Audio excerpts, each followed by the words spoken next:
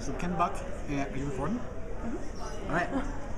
The question was Ken Buck versus Scott McGinnis. My answer was Scott McGinnis all the way. Wait, Ken Buck versus Scott McGinnis. I'm sorry, Dan Mays versus Scott McGinnis. Thank you. You're one of those callers.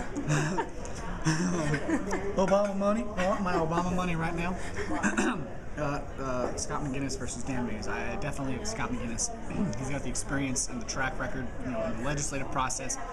And a lot of people would argue, the executive branch that is the governor is actually all the branches of a state. It's the president of a state, of a sovereign state. My reason for going with him is that Dan Mays has, honestly, his 3-point plan, which was like I said, lower taxes, to bring back oil and gas jobs. And what was the third one? Create social programs for businesses. And Scott McGinnis had a much more detailed plan of all the things he wanted to accomplish and all the ways he wanted to do it. I'm not going to go repeating those verbatim, but I got those ideas out of him. And I think he's just much more of a personable guy. It's not just issues and facts. It also has to come down to somewhat personality and a lot of character. Character is king, And so, Scott McGinnis. Okay. All right. Cap and trade. Cap and trade. It's just another tax. I don't want taxes. No taxes. It's a job killer in reality because. How would you, as governor, reverse it? Reverse cap and trade. I just say, I'd write an executive order cutting the tax, or I'd work with the legislation to remove that tax. What if they are all Democrats? Bipartisanship.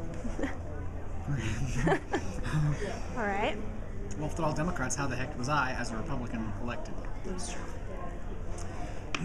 What a cap and trade in general, I think it's they use it. Liberals use it as a scapegoat, punishing mechanism to businesses, and we must punish those who make a lot of money. The problem is, and it goes back to the argument of global warming. Is global warming real or is it not? Well, it is real, but it's not human affected.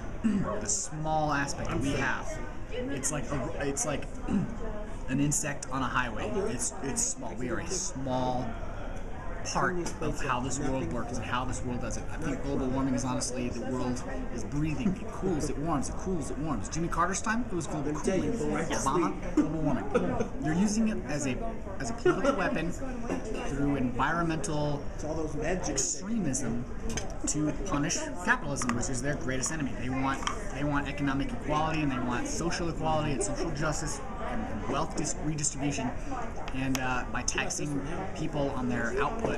You and I right now, according to their logic, our carbon that we're emitting right now is a pollutant. When was carbon ever a pollutant? Yeah. Trees take in carbon and release oxygen. As far as I know, that's a positive cycle because we breathe oxygen and give out. It's a symbiotic relationship. Yeah. Since when the atmosphere is not a living being? Since when was the atmosphere sensitive to carbon dioxide? And it's ridiculous. And cap and trade taxes businesses on their remittance of carbon dioxide and pollutants. Now, naturally, a true conservative is a conservationist. We want clean water, clean air. We want to keep our populations of animals and game at high, but at a point where you can have hunting and people live off the land. That's the idea behind rugged individualism, living off the land.